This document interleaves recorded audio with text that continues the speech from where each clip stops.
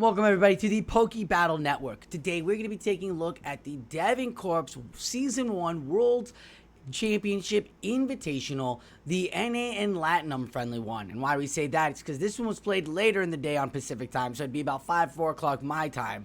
And you got a bunch of incredible NA battlers that have been battling it out. Again, this is the top 64 were invited to battle it out to hit the top 4 of 2 tournaments so that the final 8 can battle it out in the World Championship. This World's meta had a fun little top 13 Pokemon restricted. Only could pick 2 out of them, and then gave you about 30 Pokemon that you could pick from.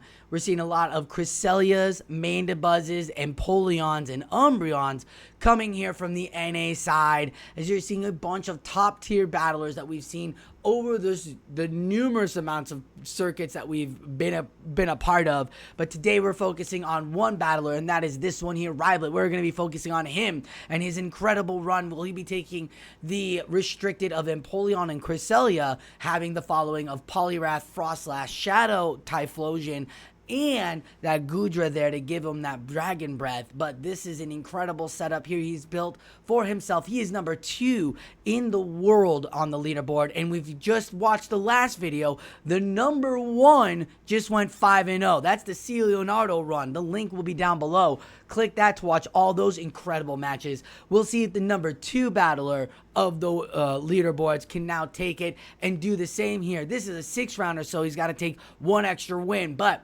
he's prepped, he's ready. We'll have to find out what he's going to do. This is a big video. After that, we have an incredible interview with Rhyblet himself, post-World Championship run. So be here for the final tournament battle, because right after that, we have an incredible interview. All right, let's get into this round 1 and watch Rhyblet take on the NA Latinum friendly.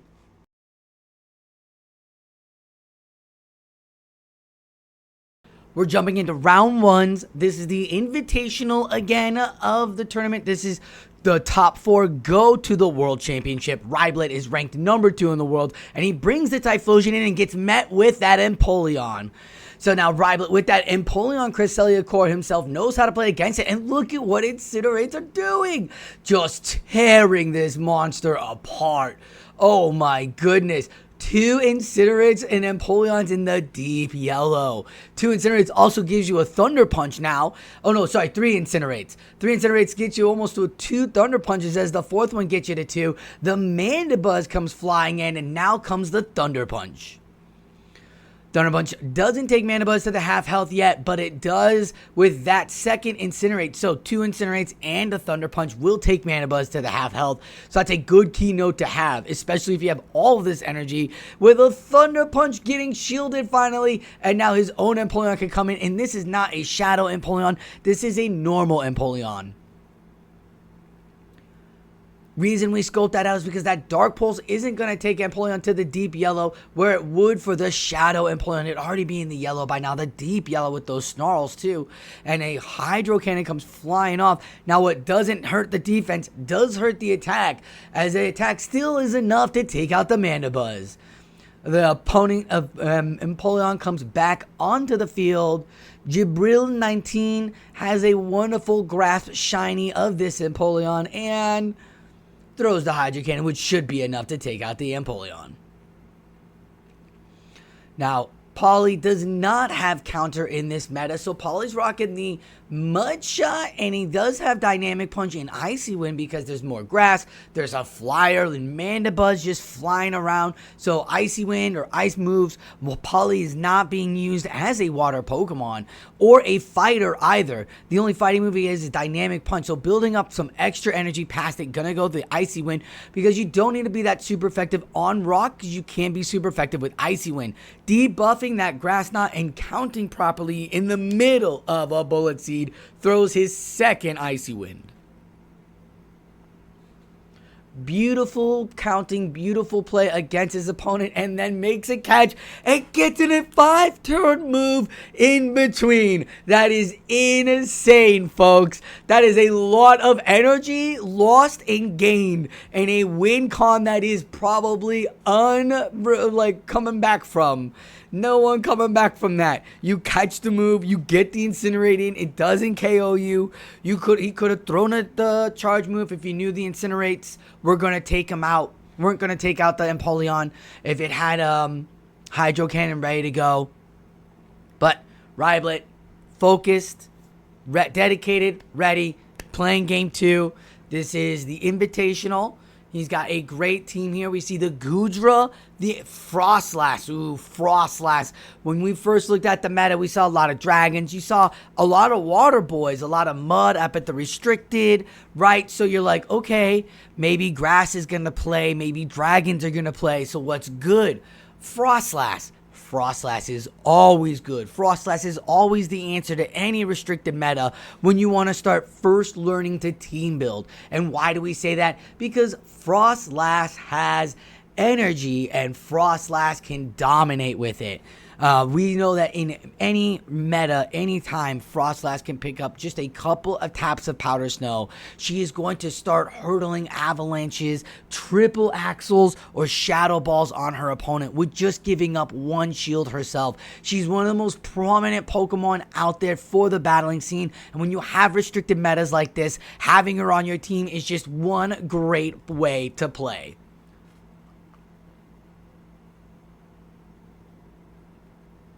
We get Empoleon into Poly. Now, Poly can't do that much damage. Empoleon's going to be really good. Bitten in that aerial ace right about there.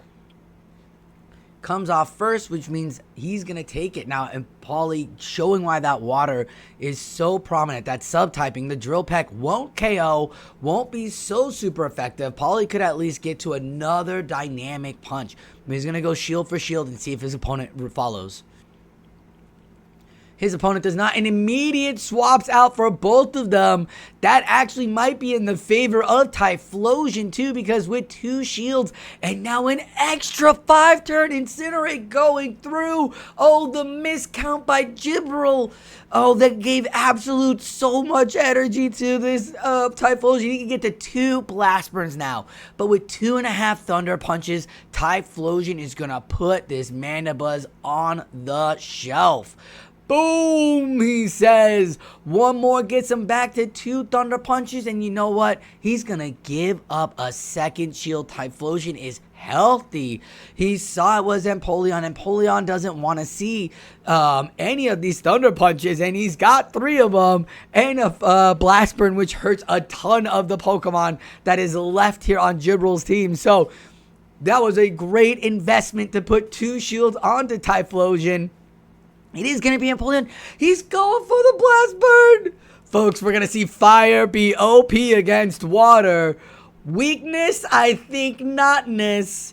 There it is. And look at what Incinerates are doing. Gets to another Blast Burn. Knows that he needs about 2 more Bullet Seeds to get to the Rock Slide. So throws on the 3rd Bullet Seed there, and the 4th Bullet Seed's gonna be right on the Poly. This is gonna probably throw the Grass Knot if he didn't catch the fact that Poly came in. He does. Rhyblet's going to be looking at this energy situation, and he's going to bring in Typhlosion. He knows he's got to get to 2 more, and he can. Because it's 6 turns off the 5-turn. He needed 1 more Incinerate 5-turn move to get to that Blast Burn to KO that Crawdilly. That's going to be round 1, but this is a Swiss tournament, so folks, he's got to play the full matchup. You got to play every matchup. You don't want to be down by ties. So let's get into this 3rd battle. Locking in Paul. Double water again. Even with this grass, he's like, I'm not afraid to bring in the water. He's got double grass and a Gallade there with Leaf Blade. And he still brings in double water. Rhyblet is playing like he's the number 2 world battler in Devon Corp GG this season. Poly, we saw, could take a Drill Peck. He's probably going to take another one here. Absolutely brilliant. He knows what he can take, what his Pokemon can take. With hours and hours of practice, this battler is aware of what his Pokemon can handle and what he needs to do against these quote-unquote tough matchups, thinking of the simul KO, but the opponent was down by 1, and it looks like we're missing a tap there. I think the opponent is really, might be a little taken aback as a Thunder Punch here. Incinerator going through. He caught the Mandibuzz again with the Typhlosion. Incredible play. Mandibuzz can get to the Dark Pulse. We saw him what happens when he invests 2 shields to this Typhlosion. We'll see if he does it again as the Incinerate goes through. Mandy's in the deep red. There's another Snarl and another Incinerate.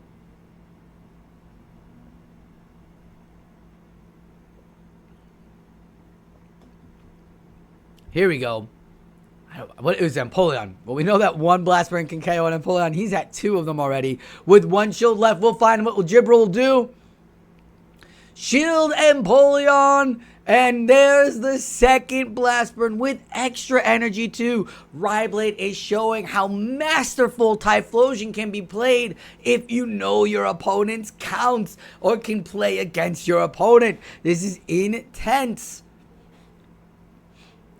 Here comes the jump. Oh no. Probably thinking that, oh, double water will come, or maybe Typhlosion wouldn't. Brings in the jump pluff.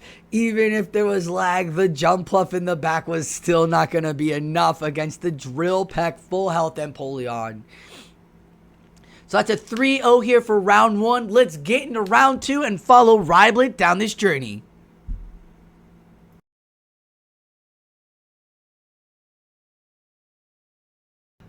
Taking a look at round 2, we've got KingOwlexander, play Pokemon Regional, going to Worlds over there in August. He is coming today with the Mandibuzz Cresselia core. So we've seen this core plenty of times already in this meta. But he also brought that Regirock, and I like that Regirock call, even though he gets the lead on Rhyblet. A smart play by this opponent. Steel Wing comes out and gets the crest to come flying out. Now, Poliwrath might have lost counter, but the Mud Shot still hurt the Regirock, and with the energy build up to the Dynamic Punch, we'll see if he can marry that up later on or bring that out. He doesn't, as he brought Rhyblet brings in Goodra in the back, so we'll have to see what else is going on. If Hydro Cannon takes Cresselia down to the deep yellow, we know we can take a Grass Knot. Boom! And we know that the second Grass Knot is a coming, because Grass Knot takes about 4, my goodness. Had about 4 more extra taps there. But gets the shield and 4. There's it is 2. There's the Grass Knot ready to go. Empoleon almost to another Hydro Cannon. We're going to get to that. Gets the shield. Okay. Shield for shield. 1 for 1. Can he do it before the third Grass Knot comes out? Yes, he does. Beats out this Cresselia to that moveset. And the Hydro's coming through. Doesn't get the second shield. Will be able to get the switch though. So Empoleon still showing its true. Now Regirock can't come out because that's going to hurt. Same with the Frostlass too. And Poliwrath's not going to want to see a wing attack. What's in the back? The rocks are going to be hurt so hard. Oh, this is a big tell. This is a big tell. I believe it's Frostlass in the back. We'll find out if Rhyblet makes the right call here as he's going to get the Empoleon to splash the Hydro through. Super Effectivo. Oh my goodnitos. That Hydro Cannon splashed away all of the HP from the Regirock as it's able to Stone Edge it out there. And here comes the Mandibuzz coming back. No shield and Mandibuzz with the Frostlass. There it is. Frostlass going to get to that Avalanche on the Force Snarl as it's ready for its Dark Pulse. And this is actually a lot better now for Goodra. What we thought might be the Frostlass in the back for KingOwlexander, it's ending up being a Mandibuzz. And Mandibuzz is going to throw the energy. Frostlass is going to take it like the doll she is. Frostlass is so good. That's why it's on both players' teams as the Mandibuzz gets to another charge move. The Aerial Ace gets shielded. The Avalanche is ready in the middle of a Snarl, so she even got an extra Powder Snow in there. I wonder what that's for later. We'll have to find out. Don't forget that now both the Mandibuzz and the Regirock are in the deep red, and Dragon Breath does not play around, folks. This game might be going to Rhyblet, even though he lost the lead with the Regirock onto that Frostlass. Empoleon shining so bright in this meta as one of the top restrictors there gets the first game. Locking in the Goodra, the Empoleon. He is going back at it again, bringing that Dragon Breath. We'll find out. KingOwlexander winning that Pogo Regional. Winning that Regional, and he brings in his Shadow Pauly. Shadow Pauly could have Ice Punch, Icy Wind, so those are things dragons don't want to see, but it does not want to see that Dragon Breath with the debuff of the defense there. Icy Wind doesn't KO this heavily defense Pokemon, and Frostlass comes out, and look, he waits to see the Frostlass first swap, and in comes Empoleon. Steel Wing again, showing why it was so good to give to this Empoleon. Shadow Ball gets shielded. What a call! Rhyblet is in the driver's seat when making these shield calls, and with tons of energy, he's gonna do it again. Frostlass gonna throw an Avalanche. What a call! He does it again and makes an incredible call.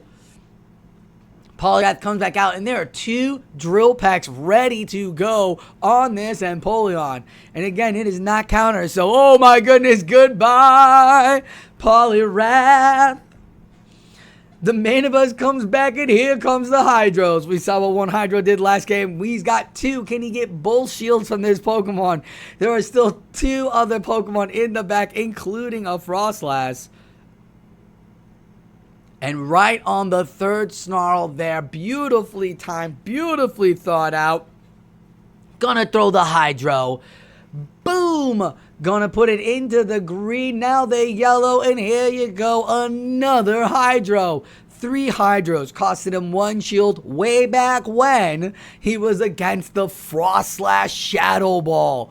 Because of that 1 shield, Empoleon took out the Poliwrath and brought the last Pokemon down to the deep yellow. It is such a strong Pokemon, showing itself off so well here in round 2. We'll have to find out what he does here, because it's just, I mean, it's 2v1, and both these Pokemon have things against this Mandibuzz. Not even going to reveal the 3rd Pokemon. Why would he? He still has to play the 3rd game. Remember, folks, you've got to play all 3 games here on Devon Swiss so that you can get the most wins. That way, if there is a tiebreaker, you are still on top. The top 4 are going to the finals, to World, and he wants to get there. So he's got to get all the wins, and here comes the Aqua Tail, and this should be enough.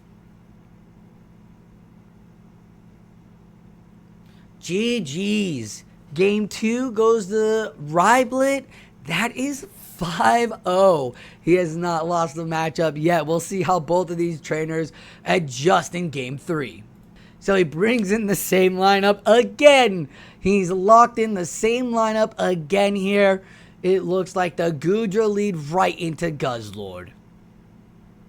Now, Goodra does not really do well against dragons. It doesn't have charge moves against it, where Guzzlord does really good against dragons because it's got that Dragon Claw right on number 3. And with the Dragon Tail counts, that 3 turns, Rhyblet able to get the last move in and get the Empoleon right to take the Dragon Claw. Couple of Steel Wings there, and he's already loaded onto the Empoleon, making the beautiful counts onto the Icy Winds. So now he is ready with the Drill Peck ready to go with a little bit of extra energy. Gets the first shield. We know 1 Drill Peck KOs. We know 1 Drill Peck KOs. Will he get the 2nd shield now from his opponent? He gives up the first shield. Clearly he's looking to put that pressure down. Clearly he's looking to put that pressure down. And Empoleon put so much pressure in Game 2. Why not in Game 3? He didn't even reveal the Frostlass last game. Oh, there it goes again, and we're back in action. And Empoleon, here's the beauty of a Drill Peck, can do beauties. And it's got a better attack stat than this Guzzlord, winning CAP and getting the Drill Peck to go off. Will he get the last shield from his opponent? And he will. Rhyblet gets to now make the decision on what he wants to do. He's going to keep a shield and probably bring in that Frostlass. Dragon Claw will be enough to take out the Empoleon, and the Frostlass comes in, and it's the Rock Pokemon coming out. But look at that. No shield. Frostlass can save up and shield this Stone Edge coming in hot. Coming in hot. Hot, hot, hot, hot, hot. Whoop! Coming in. Here she goes, Frostlass with the Avalanche. The Powder Snow's generating a 2-turn move. This is beautiful. The lock-on's getting to that lock-on, having that 5 energy, getting to just 11 to take the Stone Edge. Can he get to it? Is he counting 11 yet? He's at it, and he gets the Aqua Tail in. Goodra. Once we gave you Thunder Punch, you've become unlocked here in a lot of these metas, as the Dragon Tail might not be enough because the Aqua Tail will be. Coming in last is the Aqua Tail, and that's going to be 6 straight wins for Rhyblet, taking 2-0 here in this Invitational on his road to Worlds.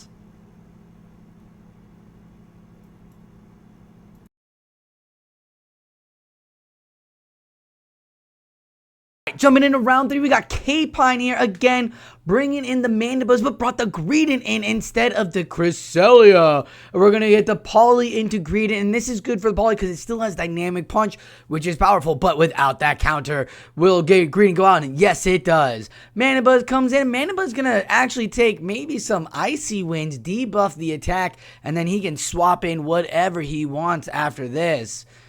What did he have in the back? He's got Frost and he's got Empoleon. He brings the Frost because now that's a debuff Dark Pulse. We know you can take 1 Dark Pulse on this Frostlass. Debuff now. Feeling pretty well there. Look at that. Not even in the yellow.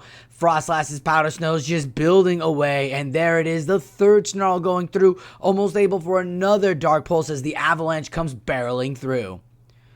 Get your coats, Mandibuzz, because it's going to be freezing cold back in that Pokeball once this charge move goes through.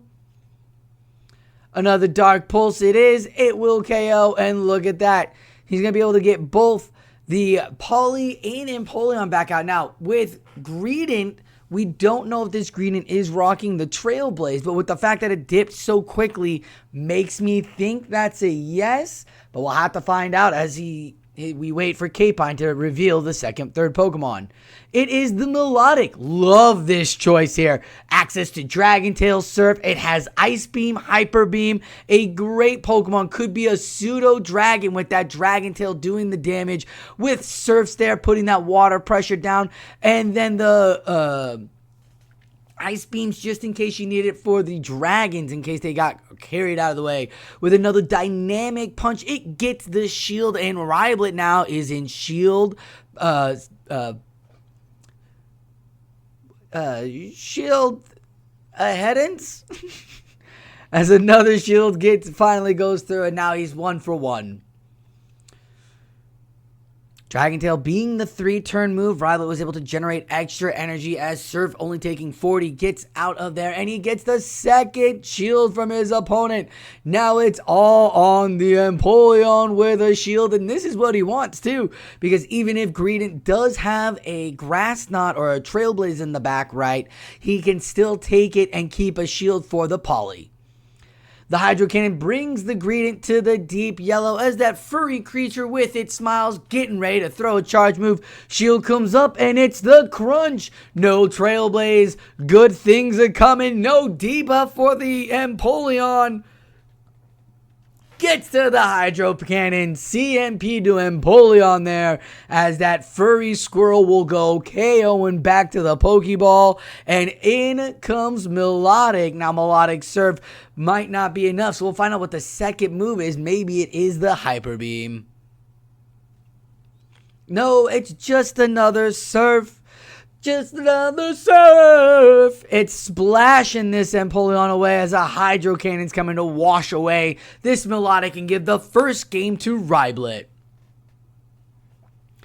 7 straight wins, folks. Rhyblet does not seem to be slowing down here with Empoleon. I think we saw Cress earlier in the tournament. Haven't seen her come out yet. Typhlosion played early. Haven't seen him come out yet.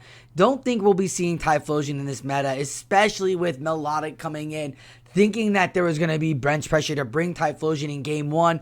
Probably that's what Melodic is, but we'll find out what they do for game 2.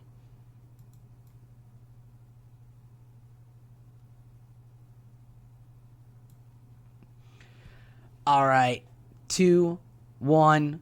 Game 2 is locked now. We are going to see what they got. He brought the Poly back again.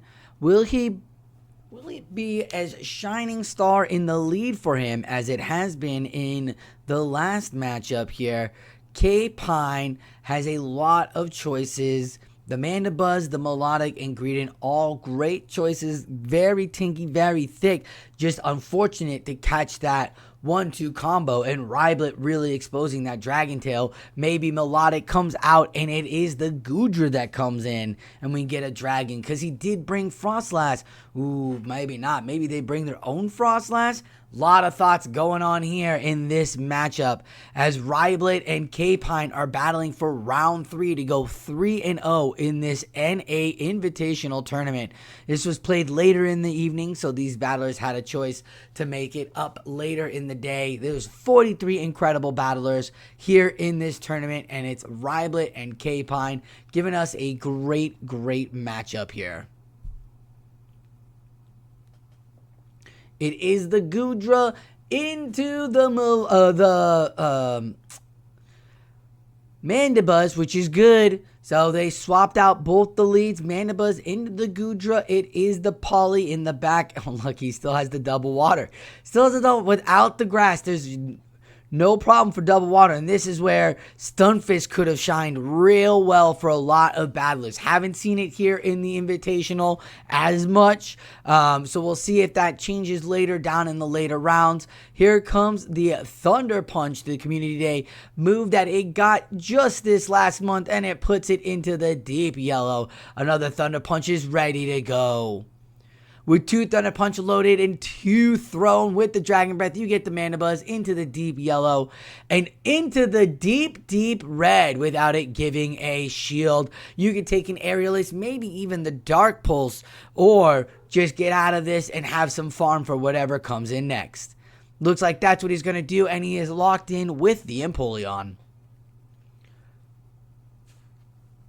Empoleon's got the Greedent, and the Greedent didn't really have Trailblaze, so it's going to rely on the debuff of Crunch here.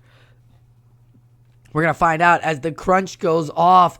Bam, it takes it to the yellow, and it does happen. We'll find out if K-Pine wants to start shielding this Squirrel now that the debuff is there. This Empoleon is locked into it, so these Body Slam spams are going to be doing extra damage. Might even draw its own shield, but guess what? He's got 2, maybe 2.5 now locked and loaded. After throwing that one, he's got half of 1.5 locked up. That Body Slam is right there.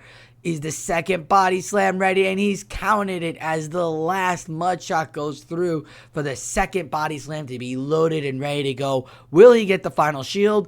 No, and Greedent still around. That's a big call. Empoleon's been a huge hitter here. Yes, it is. As the Crunch goes off, and there he goes. Wow, went for the Crunch. Frostlass comes in. Frostlass gonna get a shield. Yes, to stay alive, Frostlass gives up a shield. An immediate trying to swap out to this Poliwrath. Now, Poliwrath can take a Shadow Ball. This is not debuffed. There is a Shadow Ball. It has a sub-water typing. It is healthy on defense. Shadow Ball will take it to the deep yellow. It is still good to hit that Dynamic Punch. Will he make the catch? Here comes the debuff. I'm very confused about this debuff. Why didn't he throw Dynamic Punch? Here we go. With the energy thrown, the energy gone, the Avalanche will go through. Poly will go down, and Empoleon had a little bit. 1, 2, 3. Get out of here, Rhyblet. You played that so beautifully. Instead of going for Dynamic Punch and taking out this Frostlass, he debuffed it so the Empoleon wouldn't be so debuffed or attacked by the Powder Snow, and he could get 3 Steel Wings to the last Hydro Cannon. GG's. We're going to game 3 of round 3 here. Rhyblet now secures a 3-0. My goodness, what an incredible play. Didn't even see it coming. I'm like, why not dynamic punch on that ice? He had a whole other plan ahead, folks. Rhyblet is thinking in 5D chess here as the Poly comes back and it'll meet the Mandibuzz. Again, the beautiful thing about Poly is that it has ice moves to hurt those flying Pokemon, and with Snarl taking only 13, you can count it and build extra energy for these icy wins. Now, for me, I really like the icy punch. You get it one extra tap on Poly with the counter in the mud shot instead of icy wind, but we're going with the Snarls here. We're going to get the Aerial Ace, going to get the first shield. Wow, giving up the first shield. He's got an idea of what might be in the back. So he's banking on a debuff again. Double debuff. Will he get the shield from his opponent? No shield from his opponent. We are in double debuff Aerial Ace mode, which should take it to the yellow, but not the deep yellow. Just kidding. Not even close to the yellow yet. Look at that. Building up for another icy win. Remember, there are only 4 debuff turns that he could go. So this is the number 3 turn. And if this icy wind isn't, or this Aerial Ace didn't even take it to the last yellow, the next Aerial Ace that it's getting to isn't going to take it anywhere close. It's going to hurt just a little bit. Super effective, but not as deadly as they want it to be. As the final Aerial Ace is coming through. Still keeping Poly into the deep red. Rhyblet playing it super cool with this Water Fighter. 2, 3, and he gets it in time. Again, if you count those Snarls, those 3 turn moves, you can get 1, 2, 3 taps off of 2. That's 6 turns for both, and that is a great mindset, especially with Icy Wind. Now you can debuff the Poly if you want, but going for the dynamic punch. We haven't seen one shield used from his opponent yet. Will he shield this dynamic punch? Yes, he does, and a great call by K-Pine. An amazing shield call by K-Pine.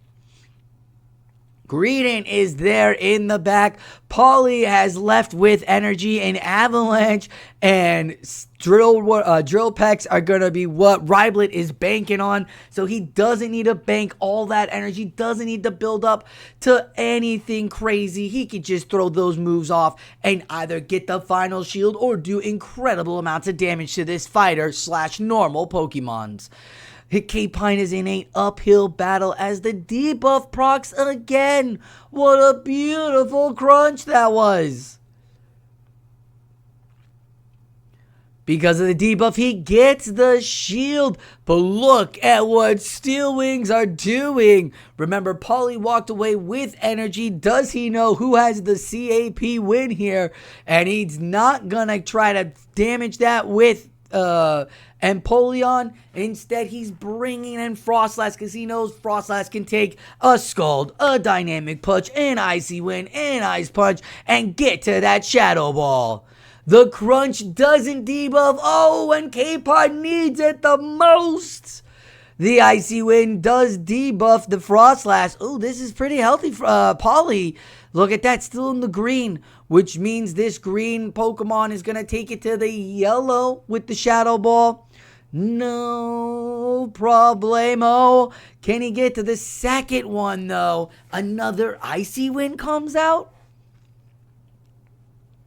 Rhyblet oh, it is Dynamic Punch. Look at all that damage it would have done. Rhyblet trying to make it a 9-0 run right now. I don't think Mudshot's gonna allow it. With Icy Wind here, is that the Dynamic Punch? It is the Icy Wind. Can he get to the Shadow Ball in time? And he can! Incredible. Will it be enough? Double debuffed Icy Wind on the Poly. And it is. Oh, there's still a Pokemon left. Oh my goodness. Both Pokemon with 1 HP and Dreams as Rhyblet goes 9-0 in this tournament. He's now 3-0 in all the rounds. He hasn't lost a matchup, and we are seeing some incredible plays in between these micro decisions. Let's find out how he goes through here in round 4 as he continues his journey.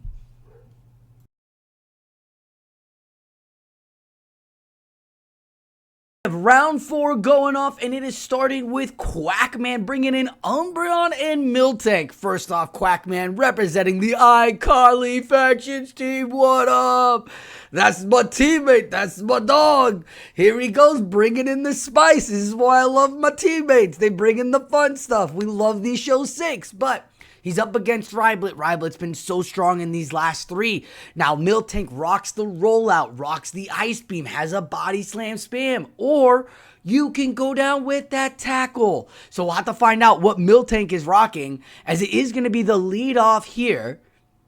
Right, with the rollout, you get the Frost Slash, you get the you get the Manda Buzzes. It's a good anti-fire, anti-frost to protect your team, and I like it. I like the thought process here, especially as a normal where you don't have counters. Polly still has dynamic punch, but doesn't have counter. As an Icy Wind will get shielded, debuffing Goodra, and in comes Empoleon. Rhyblet is ready to go with Empoleon and knows that this debuff Thunder Punch won't do too much damage now. Empoleon with that Steel subtyping soaks those Thunder Punches a little bit better. And almost to 2 Hydros, gets himself to that second Thunder Punch where he decides to give up his shield. Goodra is debuffed, and now he's got 2 Hydros. Oh my goodness. 2.5 Drill Pecks ready to go. 1 Drill Peck gets no shield. Yeah, both opponents have 1 shield apart and 2 Pokemon on his opposing side, as it is going to be the rollout Miltank. So having that rollout show now, be interesting to see if Typhlosion or Frostlass will come back out. But he's married it up pretty nicely here, Rhyblet has, as he's going to get to another Hydro Cannon. Again, Hydro Cannon is just one of the best moves in the game. When it comes down to energy, 40 energy, it spams so quickly, just like Body Slam. But if you give it like put it with a Steel Wing user or a Mud Shot user, you're going to get them so much faster. As finally a Body Slam takes out the Empoleon. All the rollouts ready to go. We'll find out if this Miltank is rocking anything rock. Oh! Did we all see the catch onto the Umbreon? Quackman made the right count, and back out comes the Poliwrath after the Avalanche does a quarter damage. Now, Polly, again, having that dynamic punch access because it doesn't have counter, because you need a fighting move in this meta.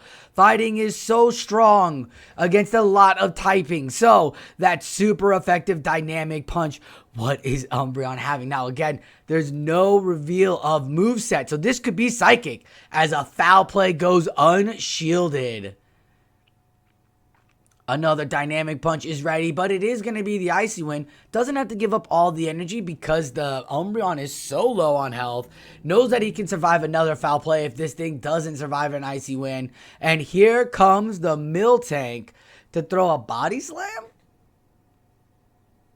Thunderbolt. Wow. Miltank revealed. Thunderbolt, Body Slam, rollout. That's an incredible moveset. Unfortunate though, Rhyblet married it right up with the Poly as a Body Slam will get shielded and it powder snowed down. That's a great battle. We'll see how they adjust in game 2. As game 2 is going to adjust with Poly being the lead again, but bringing in the Goodra we saw there. So we'll see how Goodra marries up, and it's Poly on Poly. Again, bring in the double water. Fighter and Empoleon, like this is crazy. Fighter and Steel, Water Fighter, right? If you get a meta that bans fighting and steel types, right? If they're very scarce, get the water with the subs of them and you'll be just fine. As a dynamic punch takes the Poliwrath down to half health. Now again, both of these are not Shadow Poliwrath, so their defense is still a lot stronger. They can take these dynamic punches, possibly why they chose these Poliwraths over the other non-shadows, because they wanted that happening. And here comes an Icy Wind. We'll see if he gets shielded by Quackman. Going in early, knowing that he loses the CAP. Goes for the debuff, and there we go. Oh, look at that. Builds up a little more. He gets a couple more taps in there, knowing that there's a little bit more extra G. extra energy he can soak up. The dynamic punch, because he is debuffed, and we saw Icy Wind not doing it to Paulie. Dragon Breath takes it down. What is Quackman bringing? Brings his own Goodra. Oh, they're mirroring each other. Only problem is, what's in the back might really not care about Umbreon or Empoleon. It could be the Umbreon. Maybe they're similar, right? You've got Fighter, you've got Dragon, and then you got the Eons.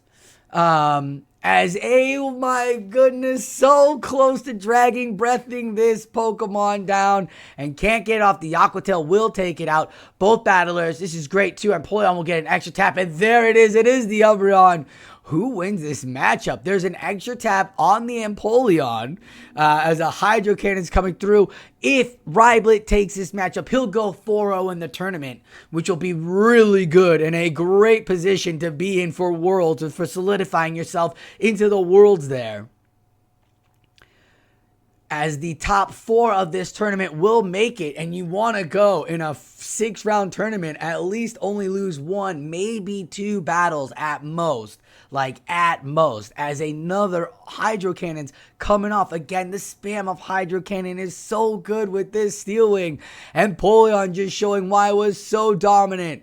Here comes some more charge move action from the Umbreon now. Foul play. Looking like we're getting on switch clocks here. 2 Pokemon left onto the Umbreon for Quackman. He still has that Googe in the back with no health. So clearly a third shield. He just has to make the right call on when it's coming through. Was it there? Did he make the right call just right then and there? No, not on that one. Can he do it again? Oh, he gets the foul play. There's no shields left for the Empoleon as the Umbreon takes it, and Quackman cracks the armor of Rhyblet and the beautiful defense. This line was so good, it was almost Gara-like. Susanooo be damned, you've got Empoleon and Poliwrath coming in hot. Rhyblet just showing off all of prowess, and Quackman finally cracks the code. Something that is going to be very intriguing is we're going to get to the Frostlass into Goodra, and that is not how you mirror the Rhyblet. Was Miltank put in the back for game 3? We'll find out as Aqua Tail does put that pressure down. The Dragon Breaths are doing what they need to do, and the Avalanche comes flying through.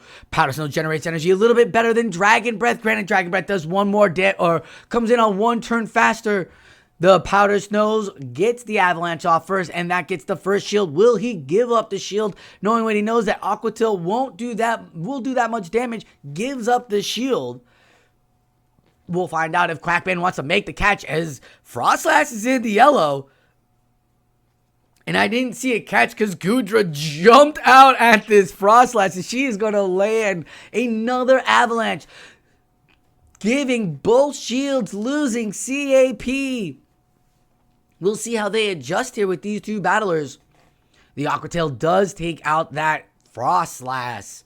So, giving up just 1 shield left. Goodra is there. Goodra's got the Thunder Punch. Does he know that he needs that Thunder Punch to land? He does. He knows he needs the Thunder Punch, but does he know that he needs for both Pokemon in the back? Oh, if it's not a Crawdilly in the back or an Umbreon, it's going to be real difficult. Goodra is finally off, and the leads are finally off the table. The difference is, though, Empoleon has tons of energy now. And it is Umbreon back. Yeah, this isn't Empoleon with 1 charge move. This is Empoleon with 2 charge moves. Oh, my goodness. And the Dynamic Punch comes up first. Quackman again mirroring with the Poly. That's real smart here. Poly has been such a great Pokemon for Rhyblet. Actually, a really good Pokemon in this meta, right? You get Dynamic Punch and Icy Wind, which covers a lot of what the meta has to offer. Even those Mud Boys don't want to see that Dynamic Punch, as Poly's just putting the work in, and there's the Dynamic Punch. This one should KO Poliwrath by Quackman back into the Pokeball and say hi to Nurse Joy for us. Give her my love. Does he have the Psychic? Is it Psychic Umbreon in the back here, folks? No, it's not. It's Last Resort, but Last Resort is enough. Oh, no. 2 Hydro Cannons, and he needs to get at least 2, maybe 3 foul plays off. This is not looking good for Quackman, but he's got a lot of help with that Umbreon. Oh, my goodness. Another Steel Wing generate a little more energy, and he's got like 3 more tap split Rhyblet does to his last Hydro Cannon, and that's all he needs. Quackman needs to get to 2 foul plays now and throw them off, and that Steel Wing might have gone through, giving Rhyblet the energy. The foul play is the double foul play ready. No, a Snow goes through and the Hydro Cannon pulls up huge. Ladies and gentlemen, Rhyblet's going to round 5 4-0. GG's to the Spice playing King Quackman. Bringing in Miltank Umbreon core. Love to have seen the Ariados, especially when you see the double grass core coming from Rhyblet. But with that Typhlosion there, with that Frostlass there, Ariados might not have been the best. Who would have known? We know that Rhyblet moves on down his journey to round 5 4-0.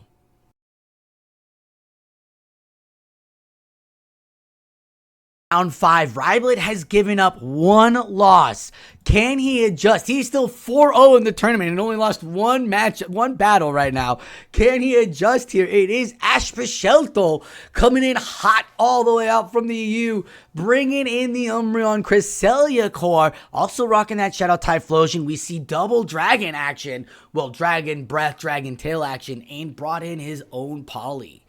A very, very great battler here in ASprecelto. A very meticulous battler when it comes down to figuring out what they're doing and with their movesets. And goes down to the macro play. We'll find out how these two adjust as Rhyblet's putting up the dukes like, let's do this.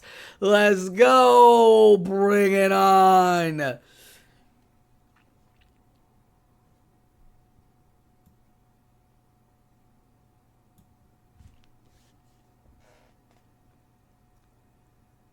Here we go, right into it. Cresselia into the Poly. Maybe he's picked up that everybody likes to leave Poly on his team because maybe he likes Frostlass, maybe he likes Typhlosion. And here comes the Gyarados. Very interesting. I guess neither Dragon wants to see Cresselia. Cresselia might be there for this particular line.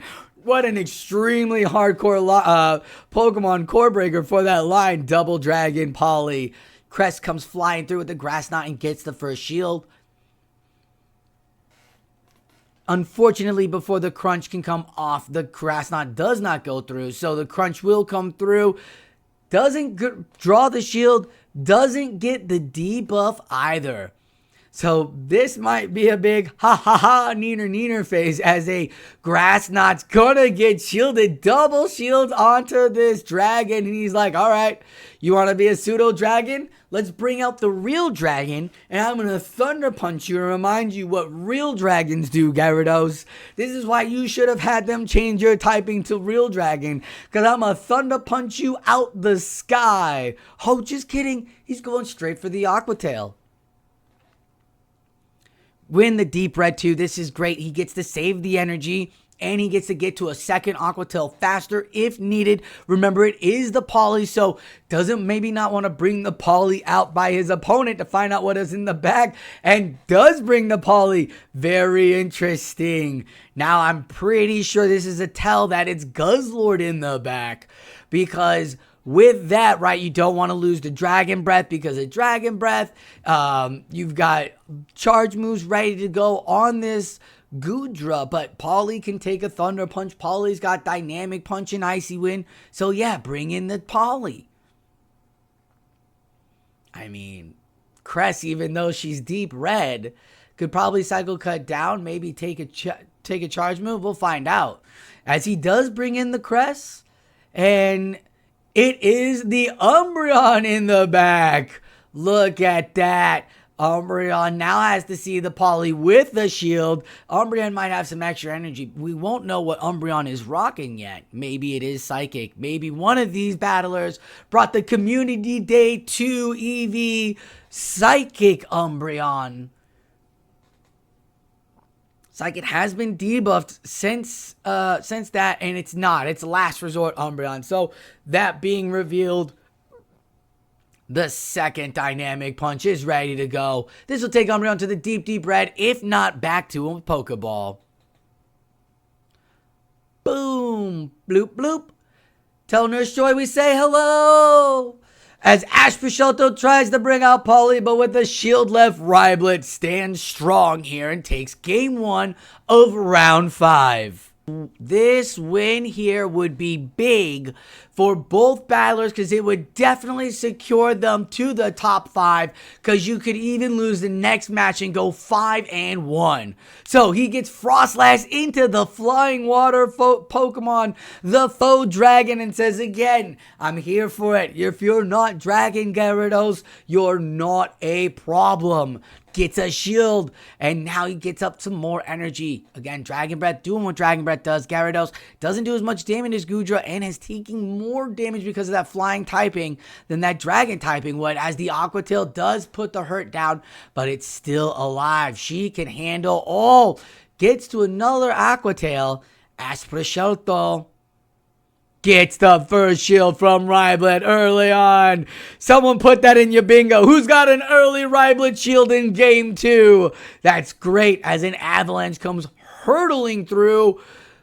Look out below! And here comes, after both shields, Goodra. Did he know that Goodra with the shield could be absolutely incredible for him? And here comes the Guzzlord. Guzzlord has Dragon Charge moves, Dragon Fast moves, and all Goodra can do is Aqua Tail it down.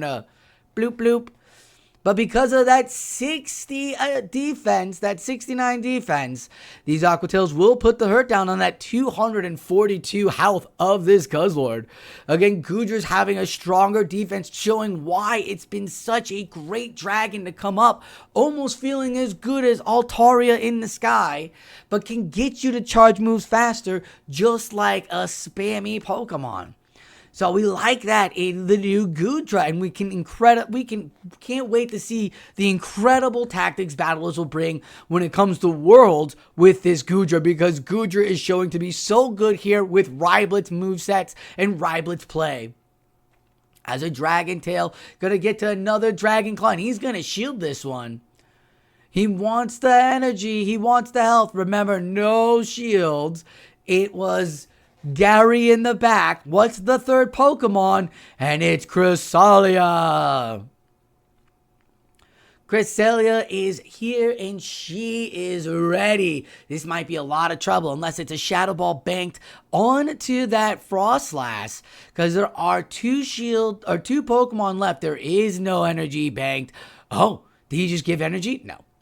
This looks like ASprecelto is going to be taking this matchup here, bringing in the Cresselia and the Guzzlord this time, having the Gyarados. Even though it didn't do so well last time, it definitely showed up this time. The Dragon Breath showed so nicely, but with the Guzzlord tank and the Cresselia tank, that Gyarados putting down that Dragon Breath pressure so good. ASprecelto cracks another one into Rhyblet. Will this be it for Rhyblet on his journey? Because there's no way this deep buff Cycle Cut won't KO Polly. There you go. Here comes the Grass Knot. Right. Will Rhyblet bounce back? We saw him bounce back in round 4. Can he bounce back in round 5? What will ASprecelto bring in this third matchup too? We'll find out as we get into this incredible NA Invitational. As we haven't seen Rhyblet bring in the Empoleon, and here we go, Polly, Empoleon, Goodra. He's bringing it in. He's called up Susanooo, and here we go, right into Typhlosion. Now, Typhlosion, we're going to have to play with the fast moves. He's get 2, 3, it's 2, 3, 4, 5, 6. Mud shots in before 2 Incinerates get to that Thunder Punch. It's going so fast, folks. Bear with me. He knows he can take a Thunder Punch. And look at that. With 6 going through, he can get 2 Mud shots in and get the energy. Throws the first Dynamic Punch. He knows he's got to take to a second Incinerate for his opponent. 1, 2, 3. Now his opponent giving up the first shield. He can give up this shield and go for that Dynamic Punch. without losing the Poly because Incinerator's 5 turns 1. And there it is, right on the 2 in the middle of it. Gets the dynamic punch. This will be huge. What will his opponent do? Gets the second shield. And now he gets Goodra in here, and Goodra's going to see this Gyarados. And we just saw Goodra take out Gyarados' health so much with the Thunder Punch. He's going to allow this to go through. Gyarados is hit with Crunch and Aqua Tail. We know what the movesets are now on Gyarados. It's going to be an Aqua Tail, knowing that Goodra is at that 40 energy Thunder Punch. Water, flying, electric. Oh no! Boom! Right out of the sky. Back to the Pokeball saying hi to Nurse Joy for us. We're going to see what Goodra has to face with now. Remember, Typhlosion walked away with 1 Incinerate through, and here comes the Guzzlord. He really liked the Guzzlord and left the Cresselia on the bench. Guzzlord coming in, and that might be really huge. A Crest Typhlosion combo putting the Grass Knot Thunder Punch pressure would be so big. Instead, he brings in the Dragon Tail pressure, which is just as huge as it can get to those Dragon Claws and 6 Dragon Tails and 4 shields. It's a crunch, and without it, Big Shadow, Empoleon survives, getting the last bit of energy off this Guzzlord, throwing the Dragon Claw. And what's left? It's Goodra. Goodra's just going to farm this down. Oh, yes, and it does. Meticulously before the 3-turn move comes, he gets the 2 taps in and gets the Aqua Tail for the 3rd turn. Dragon Breath playing huge factors and outplaying his opponent. This, folks, is professional battling. Round 5 goes to Rhyblet 5-0, ASprecelto GG's, as now Rhyblet waits in the grand finals for his final opponent.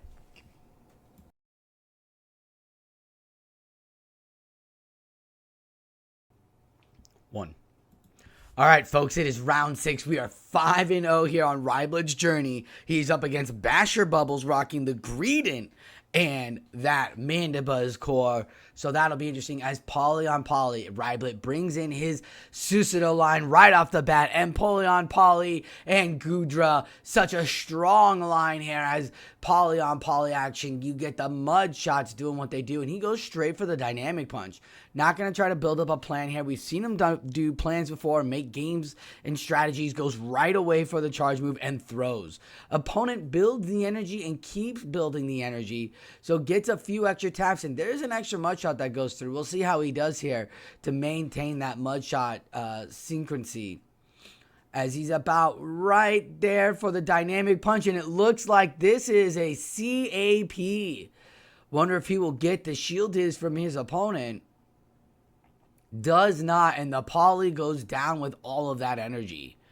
Here we go, the Poly meets the Greedent. Greedent's back at it, and Greedent has Trailblaze, which would be super effective, that grass typing, but with Dynamic Punch being the real big fighting move in this meta, it is shielded finally by Greedent. Poly putting up extremely good numbers. Such a strong pick here in this wonderful meta that they have given us, and a body slam will take it out, and you say thank you, back to your Pokeball. Let's bring in the Goodra, because Goodra can take everything that this Pokemon has, whether it's a Crunch or a Trailblaze, as well as Body Slam. It'll be another Body Slam, though, and Goodra's going to just start going down. Now, look at that. Dragon Breath puts down some work, but another Body Slam. This squirrel really smiling away here at winning games. Loves to spam off the energy. I wouldn't be surprised if it had another Body Slam ready to go right there. But the Aqua Tail is finally ready with the 35% energy right there. Throwing the Aqua Tail, getting no shield, and doing the chip damage. Will he finally give up his first shield? Won't do it. 2 shields going, looks like gonna go to Empoleon. Here we go. Empoleon starts taking this thing down. Empoleon actually looks really good against the rest of his team, especially Empoleon with energy. And Empoleon with energy with a little bit of health is going to have 2 shields. You have Empoleon with energy and 2 shields, a Trailblaze, pretty effective, but finally the mud shots are now gonna help out. We're gone. Empoleon now seeing the Regirock, and that's what you do want to see as an Empoleon. Because with 2 shields, it's going to take Regirock a while to take you down, which means you can farm down. You don't have to worry about 3 moves. They don't even get to 1, and that's going to be the matchup there. Empoleon shines really well. Poliwrath lead gets the dub. We'll find out how game 2 goes. 2, 1. Game 2 is locked in. We've got the fisticuffs. Rhyblet is 1 win away from being the world champion here, folks. Or not the world champion, the invitational, and getting his seat into Worlds to go to the world championship. That's what he's got going on here as he gets a dynamic punch. We know that his Poly wins in CAP tie, so he leads it again. A great call there. Unfortunate for BasheBubbles. His Poly is not gonna win the CAP, but he throws now at the same time, knowing this distance, and now he can play a different game. Will he play keep the energy and swap out? We'll find out as Poly on Poly builds up the energy, and there it is, the first move. Now the Poly did not get extra energy. This is an icy win, and Rhyblet knows that. So Rhyblet's gonna take the icy win because, and this is great on Basher. Basher knows that his Poly doesn't win in CAP, so he goes for the early move to get the debuff, to put the extra charge move energy down. Dynamic punch doesn't get shielded, and both battlers are even. This Poly's debuffed, so the dynamic punch still super effective. Won't be so effective, but will it be effective enough to get the shield? And it will still be effective enough to get the shield. And Poly is back there, maybe a 3rd shield later, but Goodra's coming out swinging. Folks, I'm smelling some trouble in here because I smell an Empoleon in the back, which means he brought Susanooo out again. He means business, folks. He's trying to end this matchup here and punch his ticket to Worlds. He has done so great with this lineup. Goodra's given up some Dragon Breath and almost to 2 Aqua Tails now. We'll see how he plays it out. Gets the shield. Oh, because it's not, he doesn't know if it's outrage or not. Gets both the shields from the Greedent. Will he give up the shield here? No. Greedent's going to get the body slam off and take down Goodra. What's the play now? I guess it is 3 shield Poly. We'll have to find out as Greedent now throws a charge move. We know it has Trailblaze. We know Trailblaze won't KO. And it's a body slam. Ooh, trying to be smarts with his gameplay, but it didn't work out. He's got the charge move locked up. It knows he does have 2 shields and a Poly in the back. So he needs that Greedent to have the energy and hope that Mandibuzz can get these charge moves off. But folks, Snarl takes up way too long to build up for 2 Aerial Aces. 240 energy, that's 80 energy at 13. You need to have 8, and this Empoleon's already at 2 Hydra Cannons already. So this is not looking good for Basher. It looks like 100% in favor for the Empoleon here, as another Hydra Cannon is going to take out this Mandibuzz. This was huge for the energy, winning the lead and knowing that your Poly beats their Poly. This is gonna do it, folks. He is going to punch his ticket to the World Championship with a 6-0 here in this tournament. An incredible feat. It's so good that they're playing this last matchup. Basher needs a win. He needs some points here. Because he's got the 4-2 tie with a bunch of others to, get himself in there. Maybe there's a 5-1 that falls down. I'm getting word there is. So a win for Basher could maybe get him in as a Frostlass lead into Poly finally. What he wants, but it's Empoleon into this Poliwrath, and he gave Empoleon a lot of energy as Rhyblet here playing gym leader style, throwing up the drill peck here on the Poly. Poly gonna take it to the deep yellow.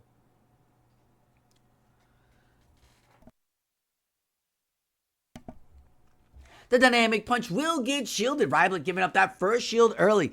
Loves doing it in game 3s, it seems like. But that's just his playstyle as Steel Wing brings the poly to about half the red that had left.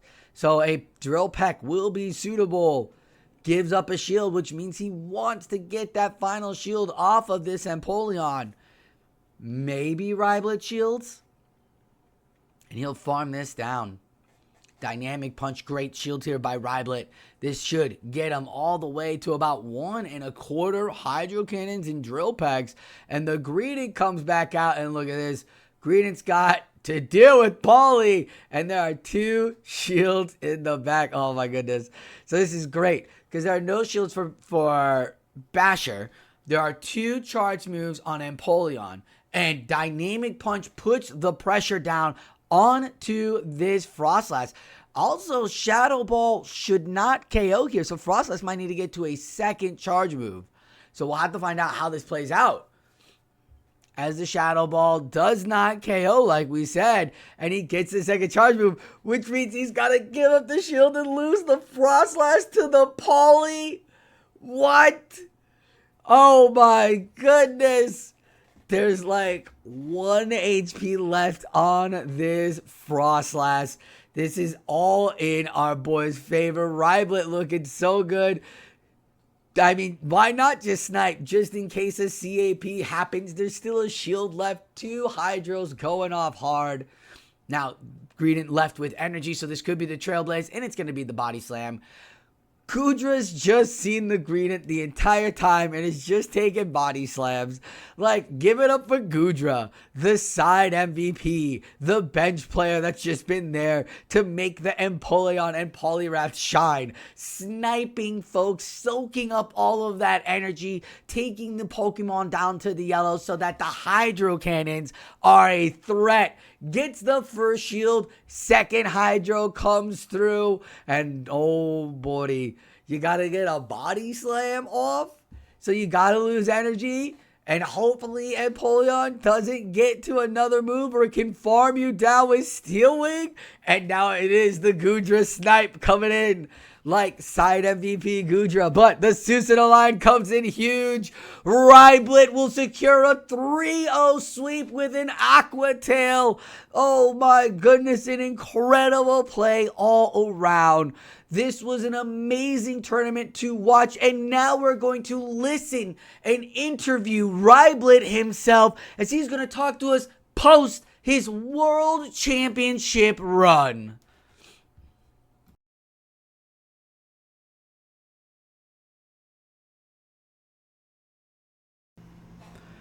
After the incredible run we just watched with the Invitational, folks, I have the honor of interviewing the Invitational 6-0er and the world champion of Season 1 Devon Corps GG, Rhyblet.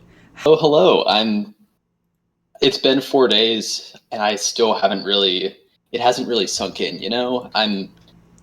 I'm glad to be here. It's always good to talk to you. It's always good to talk about this game, but I still feel like I'm kind of in shock, honestly.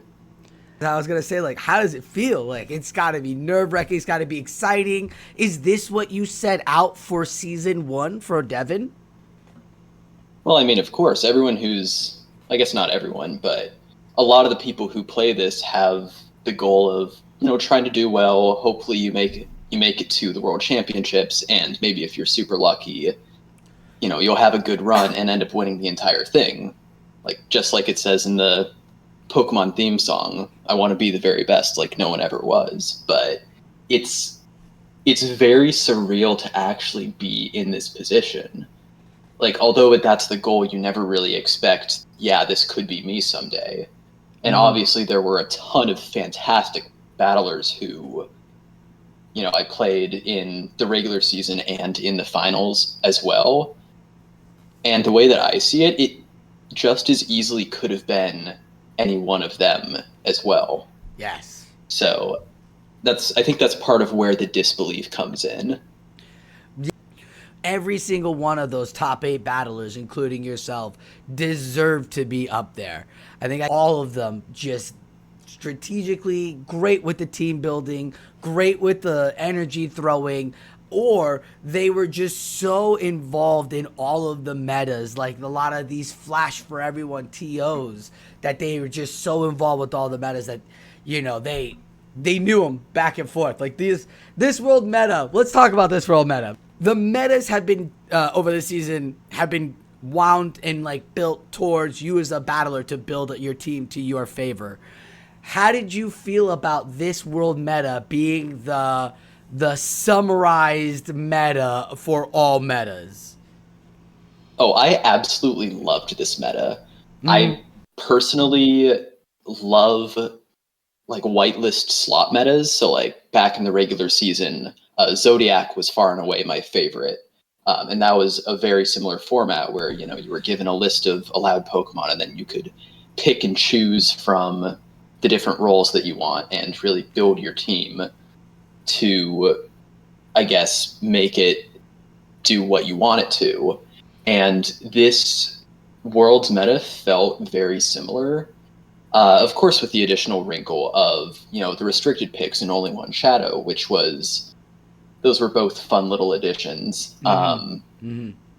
So, yeah, I absolutely loved it. And before World started, I was talking with C. Leo a bit, and he was one of the people who helped come up with the meta, and it sounded like that's sort of what they were going for, where, you know, everyone could make their own team of 6 to sort of suit their play style and have a lot of different, you know, different matchups that you probably wouldn't see in a regular meta.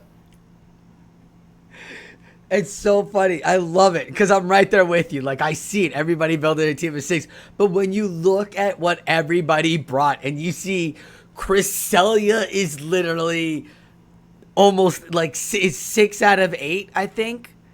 5 out of 8 on teams here. Poliwrath is 7 out of 8. Right, 7 out of 8, and Mandibuzz is like 7 out of 8. And you look back at, you know, the Invitational where it's, you know, Cresselia is like 40 out of 43. It's interesting that you say that the meta feels more like an individual standpoint, because even we see all these similar Pokemon, the battlers definitely brought their play style. You either saw them bring in the rock type Pokemon that they liked, or they really leaned on the spam, that save swap of Greedent, getting in the body slam spam, or the Dragon Breath users. A lot of people brought in double Dragon Breath, or double Dragon and Dragon Breath users. Like, it was a really fun meta for sure. I'm just for the audience, you know, because we see it, we just see all the similar lineups and they, you know, almost the same teams. But yeah, no, all of it's because the battlers know, like, oh, I needed a fighting move. Well, what else had a fighting move in this meta, right? Like, nothing really. There was, I guess, nothing. for it, if you want to consider Brick Break a fighting move. Yeah, hey, I gave it a shot. I gave for it a shot, and it did pretty well. I think if people would have brought it out for it with bodies, with Dig and Brick Break, could have had some really fun time against some of these lineups. But it would have had to have been with the Greedent. Because the Icy Wind, I think, was the big sell here for Poly. Because not only did it get the dragons, it got the flyers. And what I didn't think, and we could talk about with your new team, is the Stunfisk. We just watched your Invitational, and you had Shadow Typhlosion, and you brought Cresselia. But for your Worlds run, you took those 2 out and brought in the Mandibuzz and the Stunfisk. Back in the prelims, I accidentally built a team that was incredibly weak to Umbreon. Ooh. And honestly, when I was team building, it wasn't even on my radar, because if you looked at the PV Poke rankings, Mandibuzz is number 1, and you can't have 2 restricted picks of the same type. So I figured out, no one's going to bring Umbreon. It's just going to be, you know, it's going to be the Mandibuzz show. Right. And then the prelims happened, and the 2 games that I dropped were both to people running Umbreon. So I managed to cheat death in the prelims a little bit there, but obviously we had a week between prelims and finals, and so I had to reevaluate and reassess. So I wanted to make a team that was a lot less weak to Umbreon. So unfortunately, Cresselia had to go because I didn't really bring it a lot. It felt too alignment dependent. So I opted for Mandibuzz instead. And then after that, I dropped Typhlosion for a similar reason. Like, I only brought it in 2 or 3 of the 18 games, and it felt, I don't know, it just felt too clunky, and it felt like it had a lot of things to dodge with all the dragons running around. Yeah. So I wanted to flip-flop, or when I was team building, I was flip-flopping back and forth between, okay, do I want my 6th to be Guzzlord, or do I want it to be Stunfisk? And I cannot express the Saturday before Worlds, the day before, that entire day was just me stressing out about, okay, do I want Guzzlord, do I want the Pancake? And the thing that pushed me over to Stunfisk is I was doing some scrims with one of my wing attack teammates, Rubik's Master, most famously known for placing 2nd in Worlds last year in Yokohama. Who? I'm just kidding. He absolutely demolished me with a Poliwrath team when I had the Guzzlord in, and the main appeal of Guzzlord Goodra was that I could run double Dragon Lines, but I didn't really feel like I could comfortably do that. So I added Unova Stunfisk to cover Poliwrath mainly, and a little bit of Empoleon too. And the funny thing is, I didn't bring it a single time in the finals. Not once. Stunfisk? Yeah. 0 of the games that I played, ASprecelto. Stunfisk was on my team. It just, yeah. I didn't bring it a single time. So we watched you bring out that crack line. I called it the Susanooo because it's literally the Susanooo. It is the greatest defensive line you had right there. The Empoleon Poly Goodra line. That 1-2-3 combo that we just all watched, you just destroy everything. Every time you brought this line up, I believe you got a W. Actually, wow, I didn't even realize that. Yeah. But yeah, those 3 all felt super comfortable. You brought him almost every game. I was like, another Empoleon. It was like, oh, he lost this one. Watch, he's gonna bring that Susanooo line, and boom, Poliwrath lead and Empoleon. There it is. Goodra save swaps. I was like, oh my goodness, he brought it out, and then W's. You're like, ah. So, one additional thing that I do want to point out with the team is in the prelims I was running regular Empoleon, but in the finals I had Shadow Empoleon. I was gonna ask you about that. The reasoning for that is in the prelims, I did want to run Shadow Empoleon, but I also had Typhlosion on my team. And I kind of felt like, okay, if I'm running Typhlosion, if it's not going to be Shadow, what's the point? What's the point? Typhlosion's job is to show up, hit hard. It's here for a good time, not a long time. So the extra bulk doesn't really do much for it. But since I was dropping Typhlosion, that allowed me to use the extra small Shadow Empoleon that I love so dearly. And it also had a couple of matchups. The 2 that immediately come to mind are against Mandibuzz and against Umbreon, where the Shadow variant has a couple of unique wins that the non-Shadow doesn't. So the Shadow was just that extra little bit of insurance to make sure that I wasn't, going to get swept by an Umbreon again. Not that it happened in the prelims, but I was not taking any chances. No, and you shouldn't have. Like, first off, Empoleon was cracked out of its mind with just the Steel Wing Hydro Cannon normal factor. But watching you take it with Worlds, I mean, you saw the difference in, your Dark Pulse, you're not taking it as comfy as you wanted to, but those Hydro Cannons are putting that Mandibuzz in immediate red. And a lot of, I think, of the opponents weren't expecting that, especially because Empoleon, only 2 of you brought it. Only Right. 2 of you It brought was me, Empoleon. Dacto Loco. Right. And like, not for nothing, again, I believe this comes down to putting that tournament practice down, getting those quick little 1-2 runs in over through Flash, getting, you know, a feel for either having Cresselia or Mandibuzz, right? It cracked the meta. It has so much coverage on the meta. Say swapping into Rock, don't worry, Empoleon's got Steel Wing. Oh, did you bring Frostlass? Don't worry, Empoleon's got Steel Wing. Like, you're like, oh, what can go against this Empoleon? Well, there's no grass. There's no counter. You know? Thank God Incinerate does counter damage. being banned was one of the main appeals. Right? Like, oh my God. If any of the Devon meta team is listening to this, if you make the January meta, I'm assuming it's January. If you make the first meta an Empoleon meta, you will have a fan for life in me.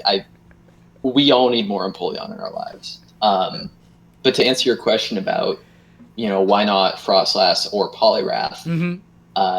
Simply, I don't have a good Shadow Poliwrath. Okay. My only one has counter, and it goes up to like 1475 or something. And I'm just not a believer in Shadow Frostlass. Like, it hits hard enough as is, and I just don't think it's worth it. Just curious, curious as to, you know, what we're doing, what the thought process was, because a lot of battlers play different styles. So I like it. Oh, yeah. I'm here for the Empoleon. Apparently you want the first meta to be an Empoleon meta, and here I am sitting here being like, can we bench Waters, please? Can we never have to see another Water again?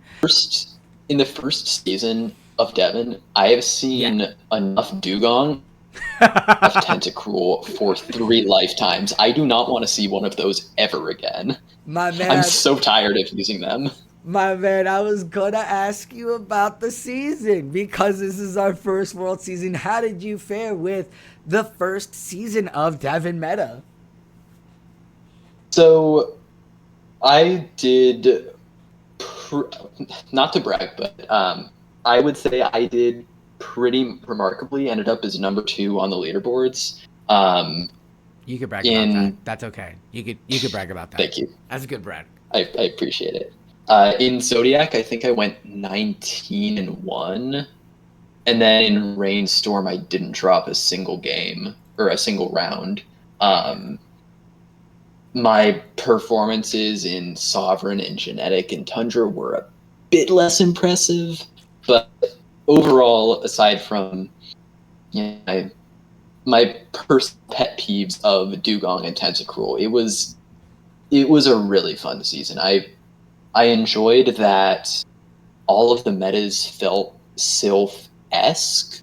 Like they were all reminiscent of Sylph, but they definitely weren't carbon copies. They all had their own unique spins. You know, the obvious example being Genetic, with all the additional restrictions that really made team building a full-time job. Oh my God. But yeah, no, it was a lot of fun, and I'm really excited to see what the meta team has in store for us in Season 2. They did a really good thing where they went and they're like, all right, here's a really intricate meta. Here's a slot meta. Like, the first one was Knockout Cup, but it wasn't too crazy. But it was a slot meta. Like, you had slot 1 was Fighter, slot 2 restricted, slot 3 you could pick out of this pile of Pokemon. And there was a pretty big pile of Pokemon. And then they're like, you know what, that was a little intricate. We're going to make it a little easier with Zodiac. And that was really nice. Like, they just gave us a slot of, 30 or 40 it was like 46 or 50 Pokemon. And said, here, good, I think like 51. Yeah. Yeah, it was very much so where it felt real nice like that. I'm glad that you felt that way as a battler who battled the variety in was Sylph. Really nice. Yeah, as a battler who battled in Sylph, right? I get so hyped because I'm just like you. Let's play this. Oh, you've got a puzzle for me? Let's find a team. You see a puzzle, you get excited. You see like different pieces that you could play with that could like really shake things up. And Devon Meta creators did a really good job. What was your favorite out of them all? You just said you went 19-1 with what was it, Zodiac or Rainstorm? Yeah, Zodiac for sure. Zodiac was your favorite? I mean, So this meta in was literally Zodiac- just Zodiac again. It was like, here's 20 Pokemon. Zodiac. Oh, but you can only use 2 from this OP level. Yeah, so in Zodiac, basically all my teams had Berserker and Shadow Dragonite and Greedent. Yeah, I remember And that. all of those really fit my playstyle really well of all gas, no brakes, try to maximize the energy you can get out of everything and just, manage energy and, your switches to try to win games. So Zodiac let me build a team that fit my personal playstyle really well. And then, as I mentioned earlier, I just adore whitelist metas like that. So that was definitely my single favorite meta. Nice. Actually, the first Zodiac match that I played that month, I played from the parking lot of a park, just based on when my opponent and I were both free. So that was a fun way to kick off the month. That is a fun way to kick off the month. Were you able to have any in-person community tournaments? I didn't do any full-on tournaments that were in person, but again, coming back to Zodiac, I paired up with one of the eventual world's top 8 finalists, Jacko Loco. We were paired up in a tournament, and it just so happened to be at the same time as Vancouver Regionals, which we were both at. So Oh, that's pretty fire. I was able to track him down between his games because he made top 8 in Vancouver, and so he's a busy guy. He doesn't have the most free time. He doesn't have free time but for you, buddy. we found a table, sat down, did our battles, and then we've been friends, acquaintances, partners in crime ever since. That's awesome. So that was another cool. highlight of the first Devon season. First Devon season, yes, I understand. Yeah. It's still the grassroots is very much so embedded in battlers to say that. Sylph is ingrained deep into my mind. Right, it's just what we're used to. It's not play Pokemon. It's we're battling Sylph. Yeah, like it's that's the other one. But yeah, Sir, you are the world champion for Devon this season. Congratulations. Are there any final words you'd like to say or any thoughts you'd like to get out there before we say goodnight? Well, of course, thank you so much for doing this interview.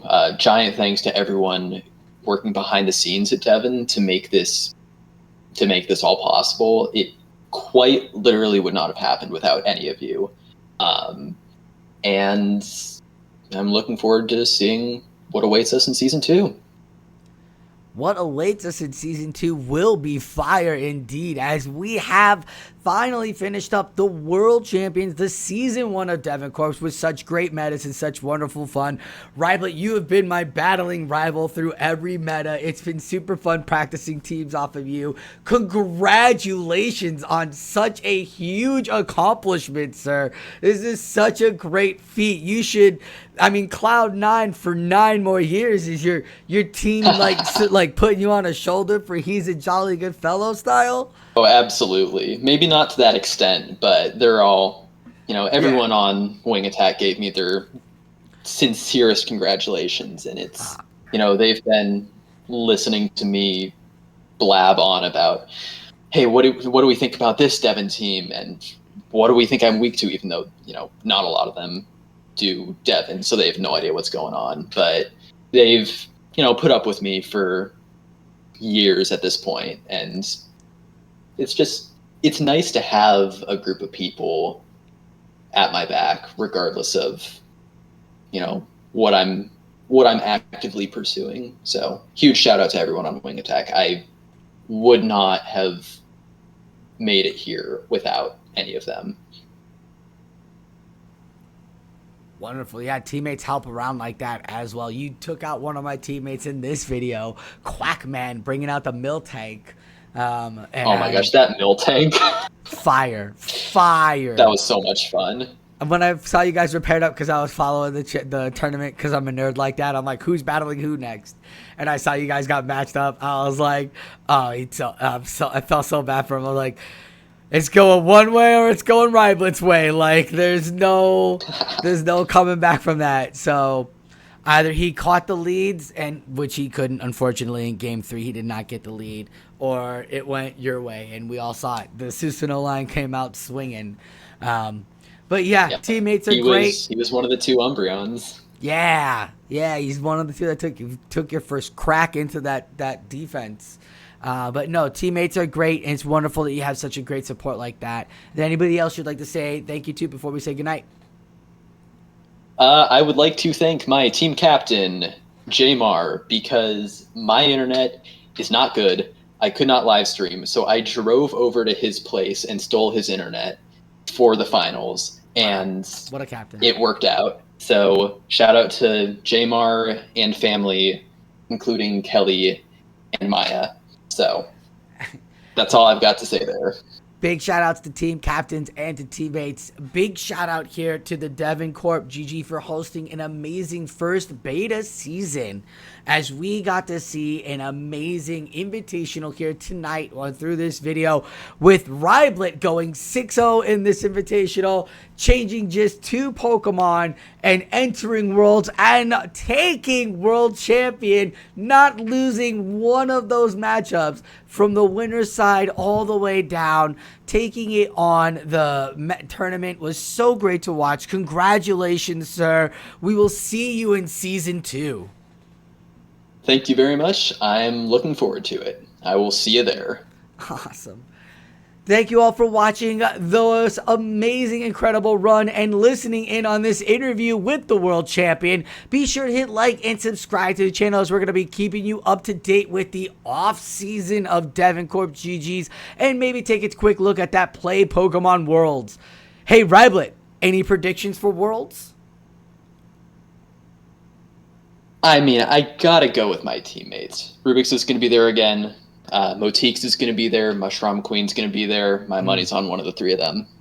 Ooh. Wing Attack to Worlds, baby! Wing Attack for Worlds. Those are some good predictions for sure. My money is on the 3-Peat King Dunebug.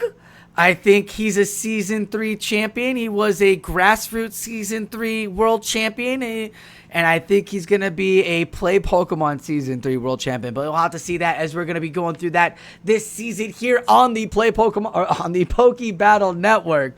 We'll be watching some of that. So stay tuned, as that's coming up in a couple of weeks. Also, we're going to be having the Comic-Con, Tucson Comic-Con. We'll be hosting a booth and holding tournaments and having fun interactive throughout the day. So be sure to come check us out there at the Tucson Comic-Con. Thank you all for watching the Poke Battle Network. I'm Sosaflo, and like always, keep on battling.